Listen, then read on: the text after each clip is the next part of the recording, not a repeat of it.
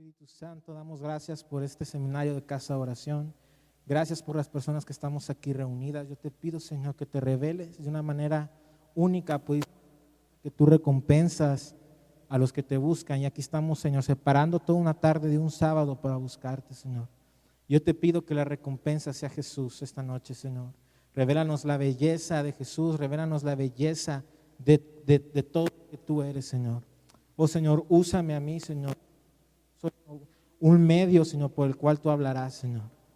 Pero aquí estoy yo humilde, Señor, y te doy gracias por haberme puesto aquí, Señor. En nombre de Jesús, amén. Bueno, pues el tema que Dios me puso en mi corazón para hablarles hoy se llama el trono de Dios. Les preparé una diapositivas, pero pues la verdad se ve bien chiquito.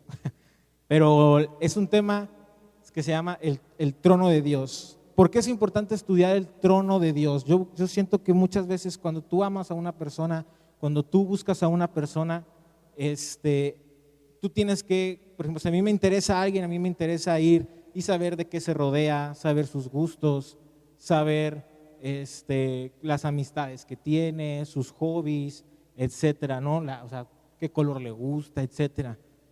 ¿Mande? ¿A qué horas va el pan? Todo eso es algo que cuando a ti te gusta una persona, cuando tú amas a una persona, tú inviertes tiempo en buscar, en ver su alrededor de lo que hay en su vida. Entonces muchas veces como cristianos, como creyentes, nos saltamos esta parte, amamos a Cristo, amamos al Padre, amamos al Espíritu Santo, pero no sabemos qué es con lo que se ha rodeado Dios a su alrededor. Y cuando tú empiezas a ver la gloria del trono de Dios, que es un reflejo más de su belleza, no puedes hacer otra cosa más que arrodillarte y decir qué hermoso eres. Entonces yo cuando Dios a mí me reveló esto hace como un año, cuando Dios me dijo, haz énfasis en mi trono, haz énfasis en lo que me rodea, me voló la cabeza porque descubres a Dios de maneras nuevas. Entonces ese es el tema que yo quiero traerles, se llama el trono de Dios. Entonces acompáñame vamos a estar en dos pasajes, en Apocalipsis 4 y en Isaías 6, pero vamos a comenzar primero con Isaías capítulo 6, versículo 1, y dice, en el año que murió el rey Usías, vi yo al Señor sentado sobre un trono alto y sublime, y sus faldas llenaban el templo. El pastor Homero la semana pasada nos daba como una introducción de lo que significaba esto. El rey Usías, dentro de todo, al final se volvió orgulloso y murió lleno de lepra. Pero el rey Usías fue un buen rey, o sea, fue un rey que prosperó a Judá, fue un rey que trajo bendición, que tumbó ídolos, que quitó templos y volvió a poner los sacrificios una vez más en Judá, en Jerusalén, como debía hacerse. Al final, bueno, su vida tomó otros rumbos y terminó de unas maneras que no le deseo a nadie. Pero el rey Usías, aquí cuando dice Isaías, en el año que murió el rey Usías, yo vi al Señor. Entonces aquí lo que está diciendo Isaías es el año que murió un buen gobernante, el año que murió un buen rey, el año que murió un gobernante que prosperó mi nación.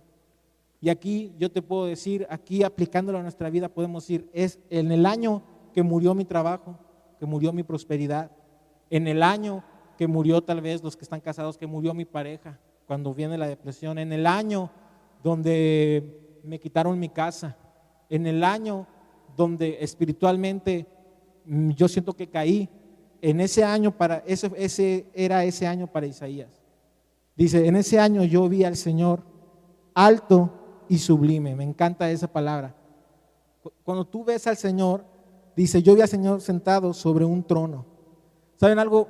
Lo que el enemigo mucho quiere hacer en estos tiempos, en la juventud, es hacernos creer que no hay un trono. Esa es la base del ateísmo. El ateísmo dice, no hay nadie al que yo tenga que rendir cuentas. No hay un trono, pero la Biblia nos dice que hay un trono. La base del humanismo es, hay un trono, pero yo me siento en ese trono. El hombre, en mi arrogancia, soy mi propio Dios. Esa es una idea satánica que se está infiltrando en el mundo, en los jóvenes, con el famoso YOLO de algunos tiempos, you only live once, tú solo vives una vez. A raíz de eso muchas personas decían, no, pues sí, solo vivo una vez y la vida, pues no le voy a rendir cuentas a nadie. Y por eso muchos jóvenes consumían drogas, perdían la virginidad antes de casarse, por una estupidez como un YOLO, porque decían, yo no tengo que rendir cuentas. Pero la verdad de todo es que hay un trono. Y no solo eso, sobre el trono hay alguien sentado. ¿Y saben quién es? Mi papá. Es Jesús. Es Dios, está sentado en el trono. Entonces vamos también a ver este trono, cómo lo vio Juan. Se los voy a leer en NTV. Dice, entonces mientras miraba, vi una puerta abierta en el cielo. Me encanta porque dice, entonces yo vi una puerta abierta en el cielo. Yo quiero que tú sepas que en tu vida y en la vida de todo creyente caminamos bajo cielos abiertos. Caminamos bajo cielos abiertos que Jesús abrió cuando vino, hizo su sacrificio y subió. Ustedes se acuerdan que dice que cuando Jesús fue bautizado, se abrieron los cielos y descendió el Espíritu Santo. Esos cielos nunca más se volvieron a cerrar porque Jesús los abrió. Entonces nosotros como creyentes tenemos que saber que la puerta del cielo está abierta sobre nosotros y la invitación que hace Jesús es esta. Dice, vi la puerta abierta en el cielo y la misma voz que había escuchado antes me habló como un toque de trompeta y me dijo, sube aquí y te mostraré lo que tiene que suceder después de esto. Esta misma invitación, hoy el Señor Jesús está haciendo la misma invitación a ti y a mí. Me está diciendo, sube acá y te mostraré lo que está por suceder. Sube acá y te mostraré lo que tiene que suceder. Esa es una invitación que hoy Jesús está extendiendo a su iglesia, a esta iglesia, a cielos abiertos, diciendo, sube acá, ya tú y yo ya no estamos hechos para quedarnos en un mismo nivel. Tenemos que subir porque hoy Jesús dice, suban y yo les mostraré cosas. Tal vez tú estás en un tiempo espiritual monótono, tal vez estás en un tiempo en el que dices, bueno, estoy cómodo, en una comodidad, en una zona de confort, en tu relación con Dios. Dices, ¿sabes algo? Yo me siento bien, me siento espiritual, me estoy orando, estoy ayunando, pero déjame decirte, siempre hay algo más. Siempre va a haber más con Dios. Y muchas veces como cristianos, a mí me ha pasado, nos metemos en este tiempo de confort de, qué padre, estoy aquí y no tengo una necesidad de buscar más porque estoy demasiado cómodo en mi tiempo con Dios. Y eso es algo incorrecto. Hoy Jesús te dice, sube acá, sube el nivel. Yo a veces digo, oiga, sí estoy muy chido en este nivel que estoy, pero necesito más Espíritu Santo y me meto a ayunar. Me privo a mí mismo para subir ese nivel y ¡fum! Viene otro nivel, porque esa es una invitación. Y cuando Jesús hace una invitación, lo bueno es que es también una promesa de que Él te va a dar. Entonces cuando tú subes ese nivel, tú sabes que Dios te va a mostrar cosas. Dice, y al instante yo, Juan, estaba en el Espíritu. Las cosas espirituales, se disciernen con el Espíritu. El reino de Dios está en su Espíritu y solo estando en el Espíritu Santo podemos ver la realidad espiritual. Si me puedes pasar la primera diapositiva. Fíjate lo que dice en Romanos 14:17, dice, porque el reino de Dios no es comida ni bebida, sino justicia, paz y gozo en el Espíritu Santo. ¿Dónde está el reino? En el Espíritu Santo. Cuando tú y yo no estamos en el Espíritu Santo, no podemos ver el reino de Dios. Como dice en el Evangelio de Juan, dice, muchos de ustedes no morirán hasta que vean venir el reino de Dios. Y ellos ya están muertos, pero vieron venir al Espíritu Santo. Todavía no, quédate todavía en esa. Entonces, el reino de Dios está en el Espíritu Santo. Cuando dice la palabra original griega que dice, estaba en el Espíritu, la palabra original se llama ginomani, que significa ser hecho. Aquí dice Juan, yo fui hecho espíritu en ese momento. 14:17, fíjense lo que dice en el Evangelio de Juan, en el capítulo 3, del 5 al 6. Respondió Jesús, de cierto te digo que el que no naciere de agua y del Espíritu no puede entrar en el reino de Dios. Lo que es nacido de la carne, carne es, y lo que es nacido del Espíritu, Espíritu es. Entonces, ¿cómo puedo yo siquiera pensar que puedo ver el trono de Dios y el reino de Dios en mi vida si ni siquiera estoy en el Espíritu Santo? Tal vez muchas veces me gustó mucho una imagen que mandó el pastor que decía, Jesús no murió por ti por 45 minutos de tu semana. Jesús murió por ti para toda la vida, para que tú estemos. Y generalmente somos cristianos que toda la semana somos bien carnales y caminamos en el mundo. Y así no se puede ver el reino de Dios, así no se puede ver la manifestación de la gloria de Dios en nuestras vidas, porque tenemos que aprender, tenemos que ser hechos espíritu. Entonces, tú quieres ver algo de nuevo de Dios, quieres subir el nivel, tienes que hacerte uno con el Espíritu Santo. ¿Y cómo te puedes hacer uno? Pasando tiempo con Él en oración, ayunando, metiéndote la palabra, orando, cortando cosas en tu vida. Todo eso te hace ser uno con el Espíritu. Entonces dice, y vi un trono en el cielo y alguien sentado en él. Vemos otra vez la impresión de Isaías y de Juan fue la misma. Vi un trono. En Apocalipsis 4:2 dice, al instante yo estaba en el Espíritu y vi un trono en el cielo y alguien estaba sentado en él. O sea, aquí me encanta porque Isaías y Juan, que son dos hombres separados por miles de años, ven la misma imagen y dicen, es que yo no pude ver otra cosa fuera de esto. O sea, sí había ángeles, ya había seres vivientes, ya había fuego, pero lo que me llamó la atención a mí fue el trono. Vi un trono, dice, y alguien sentado en él. Entonces yo te pregunto, esa es una pregunta que una vez me hizo Dios, cuando yo estaba estudiando este tema y metiéndome en el trono de Dios, me dijo, ¿qué preocupación puedes tener tú hoy si yo me siento en el trono? ¿Qué preocupación puedo tener yo si mi papá está sentado en el trono? ¿Cuál?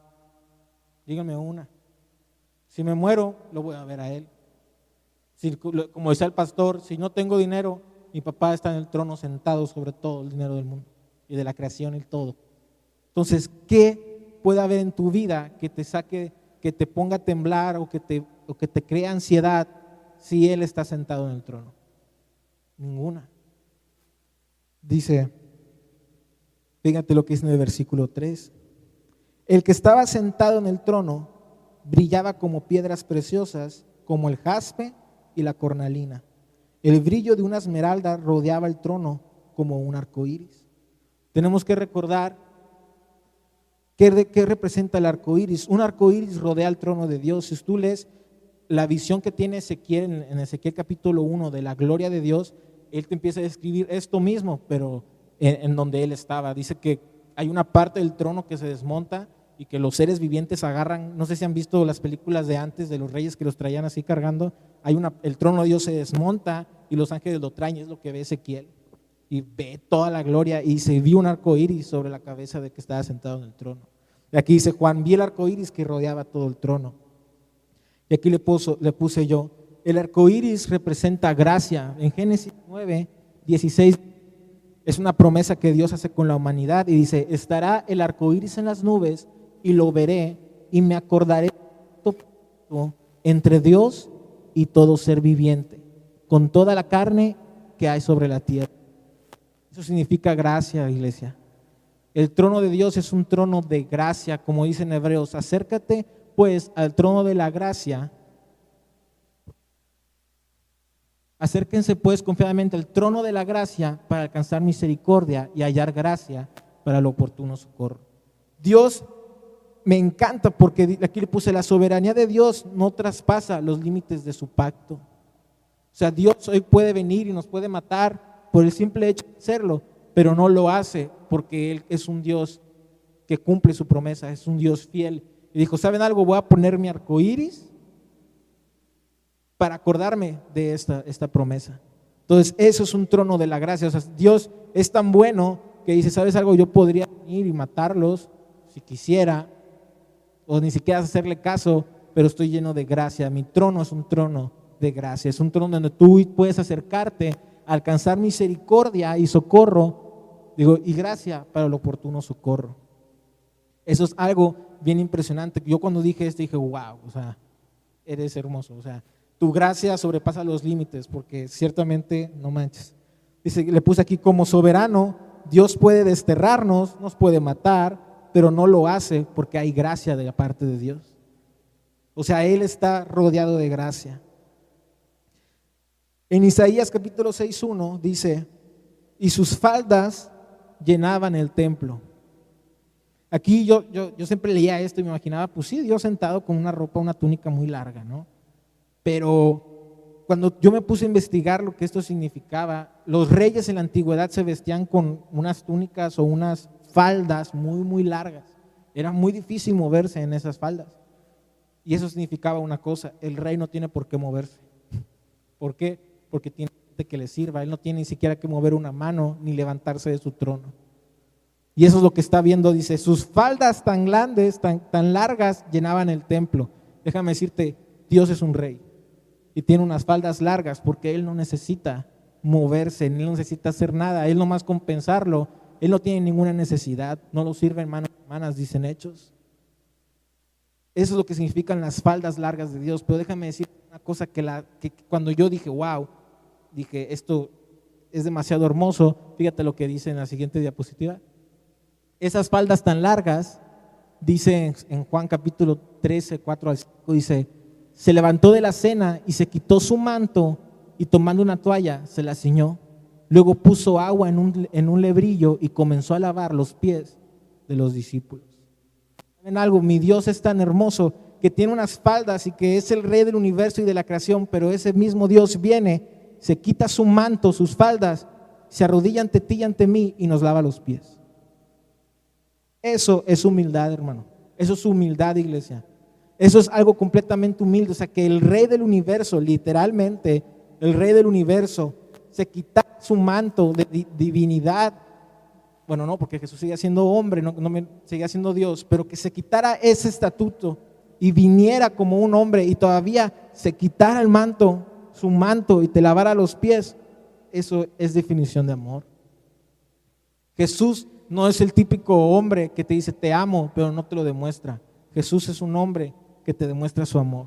¿Cómo? Haciéndose humilde. En la tradición judía, el hombre que lavaba los pies de los otros era el más bajo de toda la casa. Era el siervo del siervo, del siervo, del siervo, del siervo. Y aquí Jesús se convirtió en el siervo del siervo, del siervo.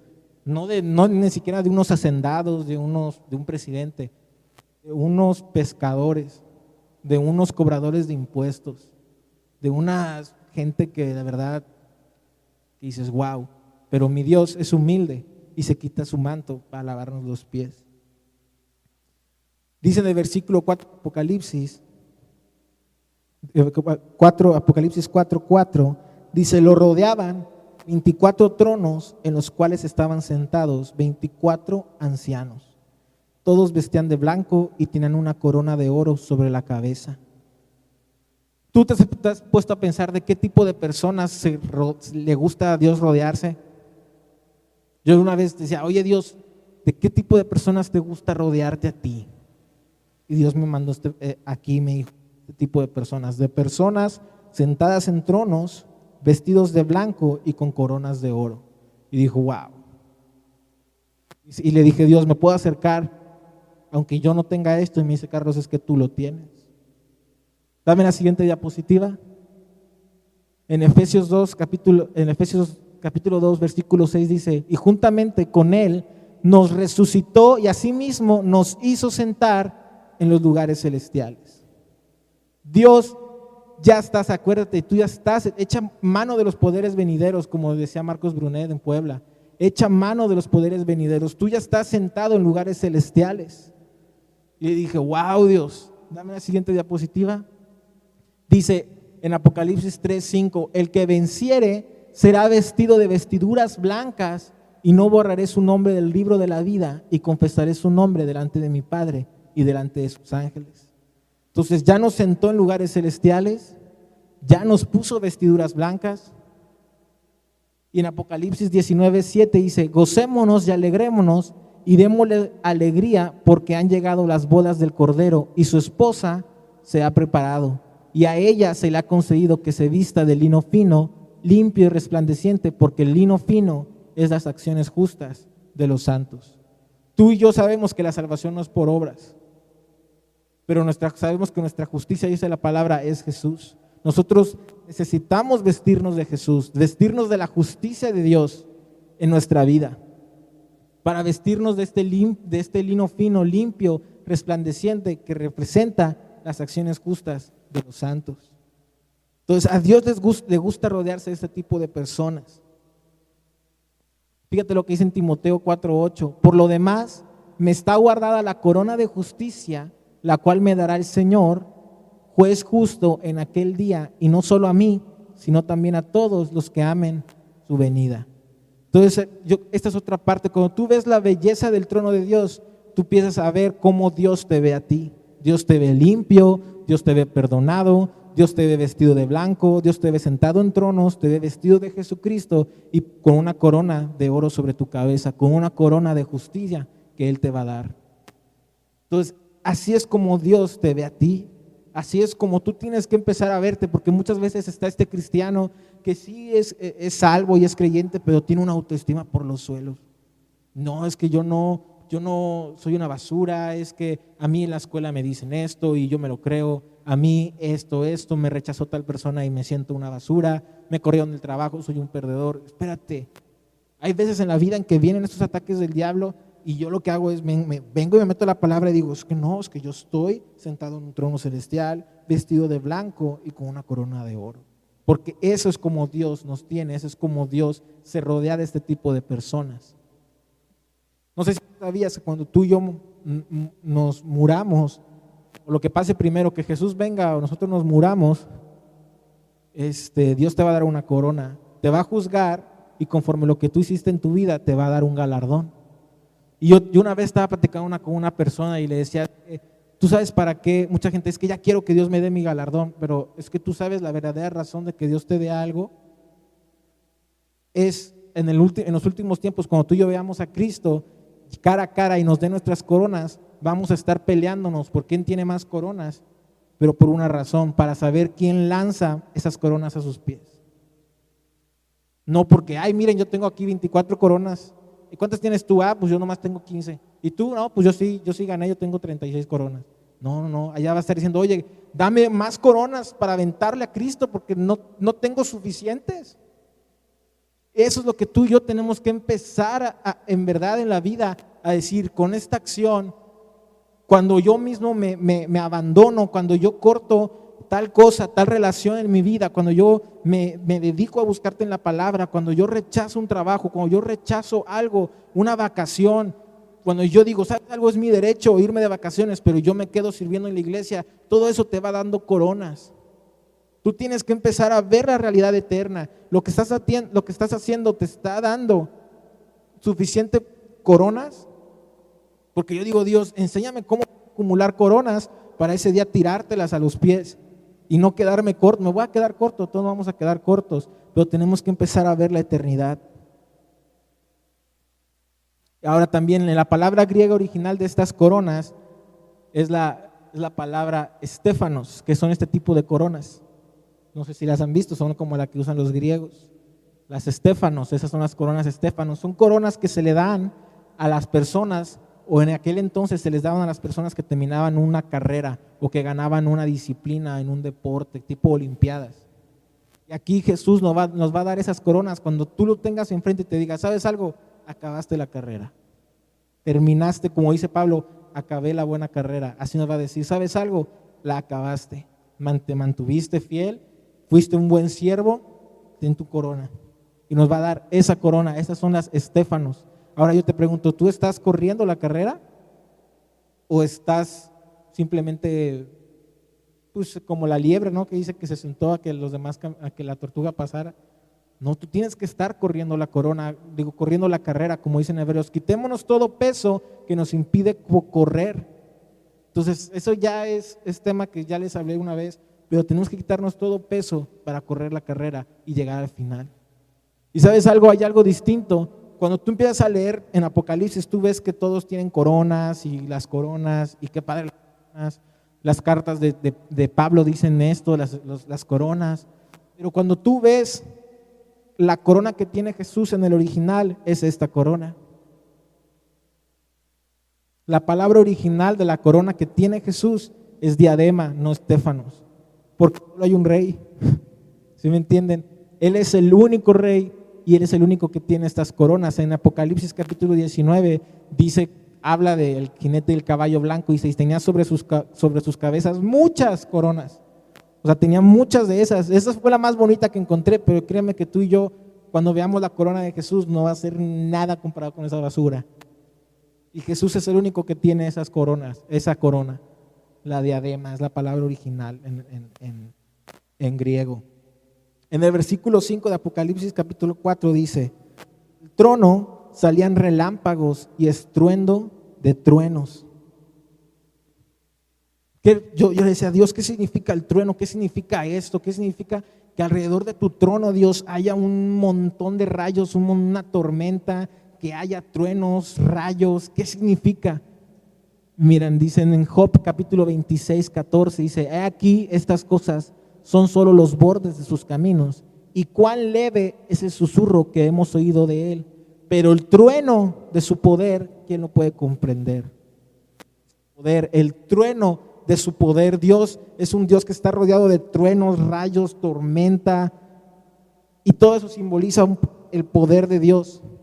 Pero también dice: el trueno declara su indignación y la tempestad proclama su ira contra la iniquidad.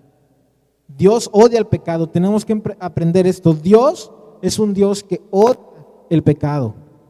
Y Dios está rodeado de truenos, está rodeado de rayos, de tormentas que simbolizan su poder y simboliza la indignación que tiene contra la iniquidad. Cuando tú entiendes esto, no te queda otra cosa. Si ahorita estuviera una tormenta eléctrica de esas monstruosas, ¿tú saldrías allá afuera? No, tú quieres quedarte en casa, ¿verdad? ¿Qué te da? Te da un temor. Esto habla del temor de Dios que tenemos que tener cuando nos acercamos a Dios. No es cualquier cosa acercarte en oración al Padre y en oración al Espíritu Santo y a Jesús. Sí, es hermoso, y cuando tú lo veas vas a querer correr, pero no hacia Él. Pero hay un temor de Dios en nosotros que tenemos que tener. O sea, tú no te acercas a Dios simplemente, ay, sí, mira los rayos, pues camino. No, como le pasó al pueblo de Israel. El pueblo de Israel vio esto manifestado sobre el monte Sinaí. ¿Y qué dijeron? No, patas, ¿para qué las quiero? Yo no me voy a acercar a esos truenos, a esos rayos. Tenemos que tener un temor de Dios. Yo veo cristianos que neta no tienen ni un poquito de temor de Dios, ni un poquito. Son cristianos y nacidos de nuevo, pero siguen viviendo unas vidas que de plano muestran que no tienen ni un poquito de temor de Dios. O sea, mienten, tranzan, andan en pecado, roban, difaman, no vienen a la iglesia, estamos en la alabanza y con el celular o están viendo por la ventana, o está algo pasando en la iglesia y sentados. O sea, muestra temor de Dios cuando te acercas. O sea, no es cualquier cosa acercarte al trono de Dios. Está muy canijo. Fíjate lo que dice en el versículo mismo, en el capítulo 4, en el 5. Dice: delante del trono había 7 antorchas con llamas encendidas. Esto es el Espíritu de Dios de 7 aspectos. Enfrente del trono de Dios y de Jesús está, imagínense, el trono lleno de tormenta, lleno de rayos, un hombre sentado ahí que tiene un aspecto como de jaspe, como de cornalina, como de piedra preciosa brillando, con un arcoíris súper hermoso, porque el arcoíris que nosotros vemos no es el arcoíris que tiene Dios. El arcoíris que tiene Dios en su trono es el verdadero arcoíris. Esto es una cosa chafa que nosotros vemos. Pero cuando tú veas el arcoíris de Dios, otra cosa. Y enfrente de ese trono hay 7 antorchas de fuego, que significa que ahí está el Espíritu Santo. El Espíritu Santo se manifiesta en el trono de Dios como 7 antorchas. Dice, eso nos habla de una cosa: el Espíritu Santo es fuego. Muchas veces necesitamos acercarnos al fuego. El fuego, aquí le puse, nos da calor, el fuego nos enciende, el fuego da seguridad, pero a la vez, no sé si se acuerdan de la historia de Pablo, que dice que prendieron una fogata en Hechos, no me acuerdo qué capítulo, 20 y tantos, prenden una fogata y el fuego hace que salga corriendo una serpiente y se le pesca en la mano. Bueno, vivoreando, no sé cómo decir. Sale huyendo la serpiente. Cuando tú te acercas al fuego del Espíritu Santo, van a empezar a salir corriendo las serpientes que hay en ti, el pecado, las ataduras. Vas a empezar a ver cosas que dices, ay, sí es cierto. El Espíritu Santo es fuego y Él busca que nosotros seamos fuego, que nos encendamos en un fuego por Cristo, por el Padre, por su palabra, por la oración, por la iglesia, por el perdido. Eso es lo que simboliza el fuego. Estás frío, acércate al Espíritu Santo. El Espíritu Santo es puro fuego. ¿Tienes alguna impureza? Dice en Daniel, ellos serán pasados por fuego y refinados como el oro.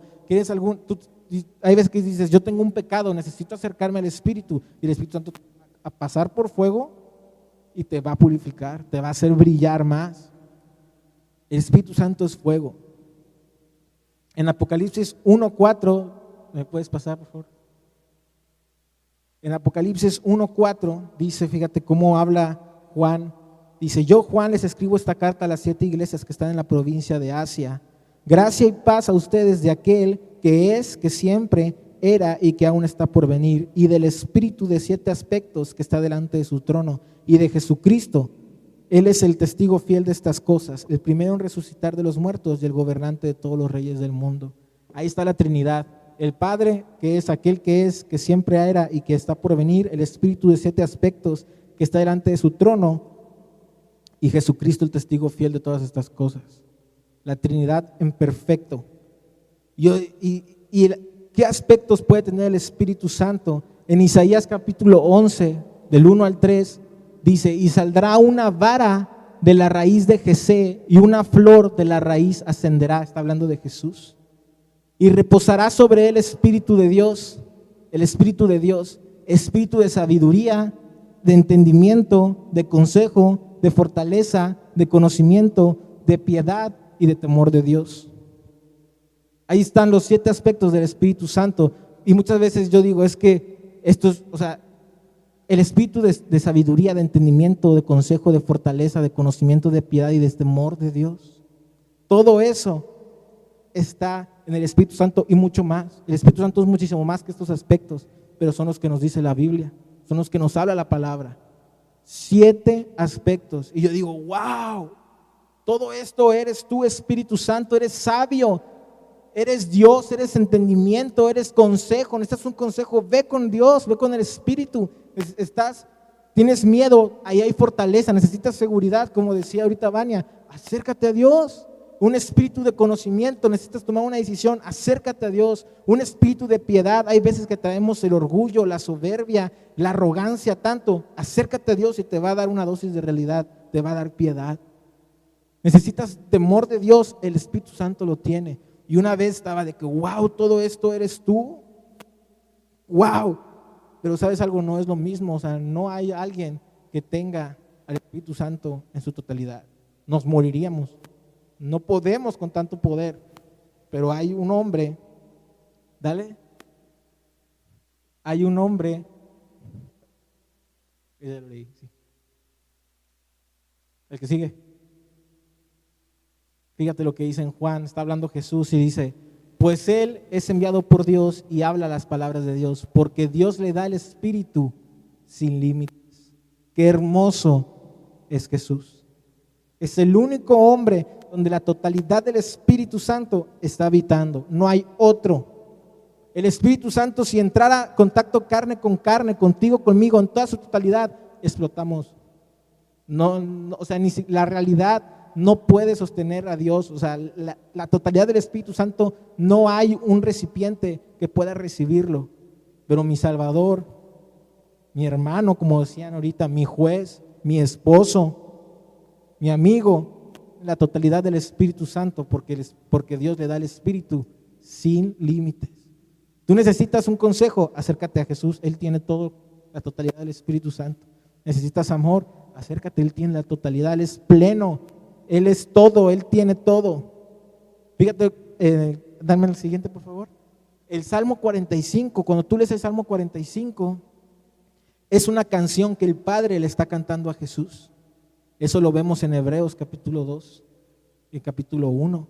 Esa es una canción que el Padre le está cantando a Cristo. Es un salmo que el Padre está reconociendo la belleza de Dios, la belleza de Jesús. Y le dice, tu trono, me encanta, la otra vez estábamos hablando el pastor y yo, de cómo Dios se habla con Jesús. Le dice, tu trono, oh Dios.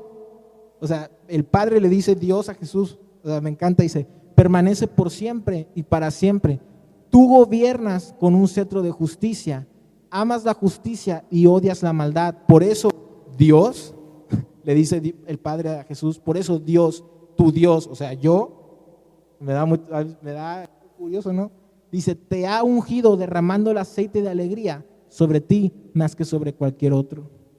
No hay otro hombre donde el Espíritu Santo esté derramado en su plenitud como Jesús. Este es el famoso salmo que cantamos, tú eres el más hermoso de los hijos de los hombres. La gracia se derramó sobre tus labios. Ese es un salmo que el Padre le canta a Jesús diciéndole, es que eres hermoso. Dios, es que mírate cuán buen esposo eres, mírate cuán hermoso estás. Y le dice, por eso, por tu hermosura, por tu gloria, por tu justicia, por tu entendimiento, por todo lo que tú eres, sobre ti voy a derramar el Espíritu Santo como sobre nadie más, con toda la plenitud. Eso hace precioso a Jesús. Luego dice, delante del trono también había un mar de vidrio brillante, reluciente como el cristal. Esto habla de que Dios está separado, Dios es santo. La palabra santo significa separado para algo, separado de todo. Cuando tú y yo hablamos y decimos, Dios, dame santidad, es Dios, sepárame del mundo. Y aquí Dios dice que para cuando tú te acercas al trono de Dios, antes de llegar al trono hay un mar de fuego y de cristal. Yo decía, Dios, ¿por qué? ¿Para qué hay cristal? O sea, dice, algo tiene que haber, porque no solamente Dios hace las cosas porque sí. No, pues se me antojó que hubiera cristal. No, eso tiene un significado.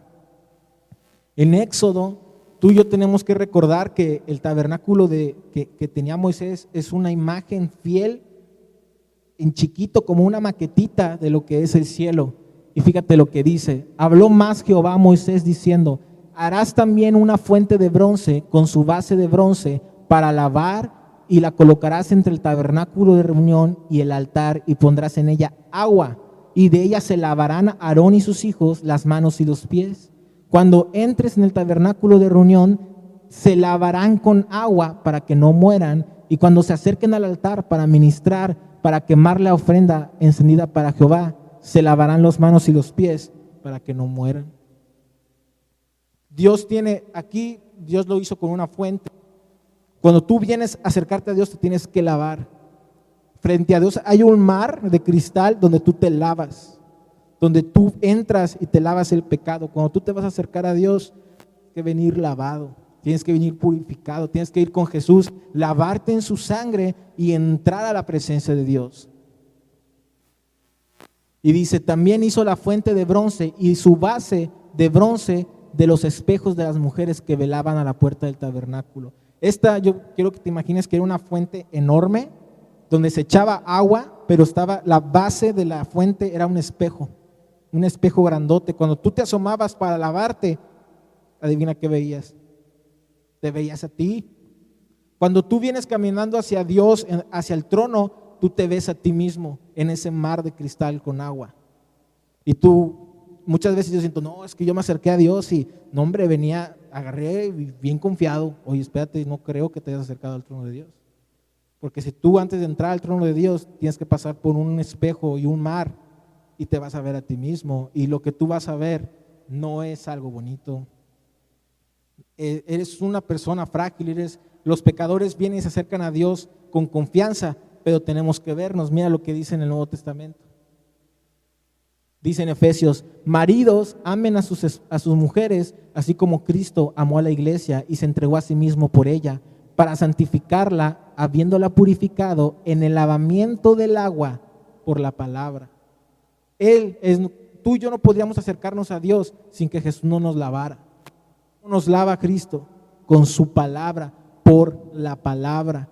Cuando tú y yo venimos a Dios y cada vez que nos acercamos más a Dios, empezamos a vernos como en un estado más crudo, nos empezamos a ver como en realidad somos. ¿Por qué? Porque te estás acercando a la persona más santa, a la persona más sabia. Cuando tú te acercas a Dios, ves tu impureza. Cuando tú te acercas a Dios, ves cuán poco sabio eres, ves tu pecado, ves todo lo que hay en ti, te ves como en un estado crudo. Por eso los sacerdotes venían, se lavaban, pero se estaban viendo. Y aquí Jesús ahora, en el nuevo pacto, Jesús te lava con la palabra. Dame el siguiente, mira lo que dice. Esta es la conversación que Jesús está teniendo con los discípulos y les dice, ya ustedes están limpios por la palabra que yo les he hablado. Y muchas veces como cristianos no estamos completamente limpios porque no nos acercamos a la palabra. Ahí vienen cristianos cargando inseguridades, vienen cristianos cargando pecado, vienen cristianos que no están limpios y empiezas, oye, ¿qué onda? ¿Por qué sigues en este pecado? ¿Por qué no puedes romper esto con tu vida? ¿Por qué? O sea, empiezas a ahondar, es que no oran y no leen en la semana. Su única forma de leer la Biblia es los domingos y aquellos domingos que vienen a la iglesia. Hermano, por eso muchas veces no estamos limpios, porque no te acercas a la palabra. Cuando más te acercas a la palabra, más te empiezas a ver a ti crudo en tu verdadera forma, pero más te limpia Jesús. Por eso muchas veces tan poca fe tenemos, porque no leemos la Biblia. Tú lees la Biblia y tu fe va a empezar a crecer. El típico cristiano que comienza su caminar con Cristo y dice, ¿sabe algo? Es que yo para tomar decisiones necesito que Dios me abra los cielos y me mande ángeles y oye, espérate, o sea, que Dios, como dice Fernando, me abra el techo y yo lo pueda ver. Espérate, cuando yo vengo a la palabra y estoy todos los días meditando en ella, orando en la palabra, yo conozco a Jesús y yo sé cuál es la voluntad de Jesús. Yo sé lo que a Él agrada en la vida, en la vida de los demás, en mi ministerio, en mis finanzas. ¿Por qué? Porque me estoy llenando de la palabra. Pero si tú no lees la palabra, nunca te van a poder limpiar y siempre vas a mantener esa incredulidad, esa ira, ese enojo, ese pecado, esa perversidad. ¿Por qué? Porque la palabra de Dios te limpia. Mira lo que dice en Santiago. Pero usted, fíjate, me encanta esto, dice, sí, lean la Biblia, lean la palabra, pero dice, sean hacedores de la palabra y no solamente oidores, engañándose a ustedes mismos, porque si alguno escucha la palabra, pero no hace de ella, este es semejante al hombre que considera en un espejo su rostro natural. Cuando yo vengo a la palabra te va a revelar tu verdadero ser. Yo estoy aquí y digo, ala, qué canijo soy, qué basura soy. Bueno, me voy. Es como verte en un espejo que estás despeinado y no peinarte. Porque cuando tú vienes a la palabra, Jesús y Dios te va a reflejar lo que tú eres, como esos sacerdotes veían a sí mismos, pero es como si el sacerdote viniera, se viera a sí mismo en la fuente de agua y no se metiera. Es lo mismo. Cuando tú estás en la palabra y Dios te da a recalcar algo que está en tu vida, algo, pero no lo haces, no cumples la palabra, es como si no te metieras a lavar. Y dice que te haces tonto a ti mismo. Me encantó eso. Entonces hay que acercarnos a la palabra para ser lavados. Esto fue vamos a regresar a Isaías. Fíjate lo que le pasa a Isaías. En el capítulo Isaías 6:5 dice, entonces dije, ay de mí que soy muerto, porque siendo hombre inmundo de labios y habitando en medio de pueblo que tiene labios inmundos, han visto mis ojos al Rey Jehová de los ejércitos. Esto fue lo que le pasó. Él se acercó tanto a Dios que dijo, sí, tengo labios inmundos. Eso fue lo que le pasó. ¿Por qué? Porque se vio la gloria de Dios y dijo, es que yo soy basura. Cuando tú te acercas por eso te digo, cuando un cristiano viene y dice, es que yo me acerco a la palabra y no encuentro algo en mí, es que tú no te estás acercando a la palabra. Porque Isaías ya, o sea, yo quiero que entiendas que Isaías ya era un profeta. Isaías ya era, creo que era un levita, un sacerdote. Ya estaba ungido. Esta no fue la primera vez que empezó a profetizar. O sea, Isaías ya servía a Dios, ya estaba en el ministerio muy, muy metido. Pero ¿sabes algo? Ve a Dios y dice, aunque ya hice todo esto, sigo teniendo labios inmundos y te ves como tú eres. Y dices, ay de mí que ya me morí. Porque eso, hermanos, si tú cuando te acercas a la palabra de Dios no dices, ay de mí que me estoy muriendo y necesito a Cristo, tú no te estás acercando a la palabra de Dios. Porque cuando yo me acerco a la palabra digo, es que yo me estoy muriendo sin ti. Necesito que me cambies, necesito que me hagas semejante al varón perfecto, como habla Pablo. Yo no me acerco a la palabra y salgo feliz a veces porque veo la basura que soy, pero también veo la esperanza que tengo en Cristo Jesús. Fíjate lo que dice, puse aquí, mientras más nos acercamos a Dios, más crudamente nos vemos y nuestra necesidad de Él se hace evidente.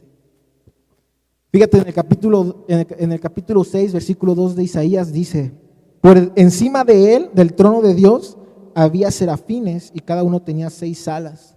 Con 2 cubrían sus rostros y con 2 cubrían sus pies y con 2 volaban. Serafín significa una cosa, ser de fuego. Serafín es la palabra hebrea original, significa ser en llamas, ser en fuego. Cuando tú te acercas a la palabra de Dios, cuando tú te acercas al trono de Dios, no hay otra cosa más que quemarte. y ya hablamos qué significa el fuego. El fuego te refina, el fuego te enciende en una pasión por Jesús. ¿Se acuerdan del bautismo en fuego? Te comienzas a encender en una pasión por Cristo. Y así están esos querubines, porque están tan cerca que están encendidos en el amor, en la pasión, en pasión por Dios. Y fíjate, me gusta mucho que decía, cubren sus rostros con 2 alas, con otras 2 sus pies y con 2 vuelan. Yo decía, Dios, ¿esto tendrá algo que ver o solo así son? Y no, ¿sabes algo? Así es como Dios te necesita a ti y me necesita a mí. Ellos tienen 6 alas y con 4 de esas 6 alas cubren sus imperfecciones y son humildes delante de Dios. Y con las 2 que le quedan están volando para servirlo. Esto es la típica historia de Marta y de María, ¿se acuerdan? Que llega Jesús a la casa de Marta y María y Marta se pone a hacer una comida y María se sienta a sus pies y llega Marta y le dice, oye Dios, no le vas a decir nada a esta baquetona que no me está ayudando. Y le dice, María escogió lo mejor y nadie se lo quita. Marta estaba haciendo una comida que Jesús nunca pidió. Y muchas veces así andamos los cristianos, andamos bien metidos en el ministerio, en hospitales, en la alabanza, en las casas de oración, pero lo que más quiere es que usemos nuestra vida para contemplar la hermosura de Cristo.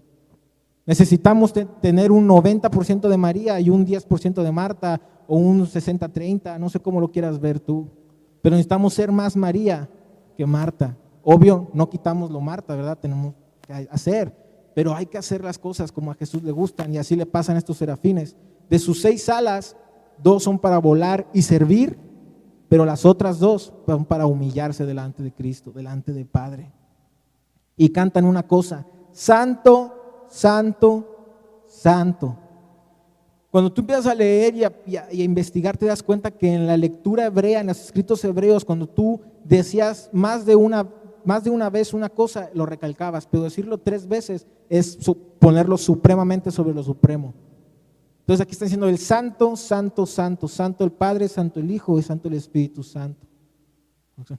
Entonces Dios está separado de la creación, por eso es santo, porque Dios no es una creación. Si ahorita dejara de existir todo lo que existe, Él queda, porque Él existe por sí mismo, Él no es una criatura, a Él nadie lo creyó. Dios está separado de toda la creación por el simple hecho de que no es una creación. Santo, santo, santo. Le puse aquí, cuanto más estamos de Dios, más llenos de fuego somos, y Jesús nos bautiza en fuego para que nos acerquemos a Dios. Fíjate, a los ángeles que no tienen pecado, los ángeles que no tienen pecado no pueden ver el rostro de Dios. Están tapándose la cara porque no pueden verlo. Dice en Éxodo 33:20, el que vea a Dios morirá. Pero hoy, la otra vez, una persona le decía, es que tú caes en cuenta que nadie puede ver a Dios. ¿Sabes qué triste es eso? Me decía, o sea, nunca voy a poder ver al Padre. Y le digo, en algún punto sí, pero cuando tú y yo vemos esto, sabemos que si hubiera un espejo en donde Dios se pusiera, el Padre se pudiera a Él mismo reflejar, ese espejo reflejaría a Jesús. O sea, Jesús es el único hombre que se para frente al Padre y dice el Padre, ¿ves ese que está ahí? Es como yo, es igualito a mí. Ese hombre que estás viendo, cuando tú y yo vemos a Cristo, estamos viendo al Padre. ¿Se acuerdan lo que dice en la palabra? Que le dice, no me acuerdo cuál de los apóstoles, enséñanos al Padre. Y dice, oye, pues me has estado viendo y me preguntas eso. Cuando tú y yo venimos a Cristo, vemos al Padre. Dice, su amor es santo, todo lo que es Dios es santo. Aquí le puse, su amor es santo, su consejo es santo, su sabiduría es santa, todo Él es santo. Cuando tú vienes con Jesús, con el Padre y le pides un consejo, su consejo es santo, es un consejo separado de todo lo demás, es el consejo supremo. Cuando tú vienes y buscas y te llenas del amor de Dios, el amor de Dios es santo, es el amor separado de todo, es el verdadero amor. Y dice, fíjate lo que dice en el versículo 4, los quiciales de las puertas se estremecieron con la voz del que clamaba y la casa se llenó de humo. Estos serafines cantaban y cuando cantaban hacían que se estremeciera todo el templo de Dios. Y yo muchas veces, esto fue una pregunta que a mí me hizo Dios y fue, si estos serafines que son criaturas angelicales cantan tan fuerte que hacen temblar los cielos, ¿cuánto más no deberías de estar cantando tú y alabándome tú, que yo por ti sí morí? Jesús no murió por los ángeles, Jesús no murió por los seres vivientes, Jesús no murió por otra persona que no fuéramos la raza humana. Y muchas veces dejamos que nos ganen estos ángeles que están cantando tan alto. O sea, ellos le deben a Dios, sí, pero nosotros le debemos muchísimo más. Y muchas veces, les digo, en los tiempos de alabanza estamos tan distraídos, estamos, en lugar de hacer temblar los cielos con la alabanza que tenemos aquí. A mí me gustó mucho la palabra que nos decía el pastor Marco cuando vino, que de la visión que él tuvo, que fue llevado al cielo y que le dijeron, la adoración de ustedes abajo hizo callar la adoración de aquí arriba. Y dijo, wow. O sea, si estos ángeles están cantando tan alto que hacen temblar los cielos, tú y yo, lo mínimo que tendríamos que hacer es cantar a este volumen, a este nivel, porque nosotros le debemos más a Cristo, nosotros le debemos más a Dios, porque Él murió por nosotros, Él nos redimió y Él nos limpió. Yo puse aquí, si los ángeles cantan y sacan del templo, ¿cuánto más no deberíamos cantar nosotros? A nosotros nos redimió y a los ángeles no. Eso, hermano, eso es lo que tienes que tú, cuando tú te metas a orar, acuérdate que tú no estás orando al techo, tú no estás orando a la nada, en tu mente. Imagínate esto, cuando tú oras, te pones frente al trono de Dios. Y esto es la hermosura del trono de Dios. Entonces ponte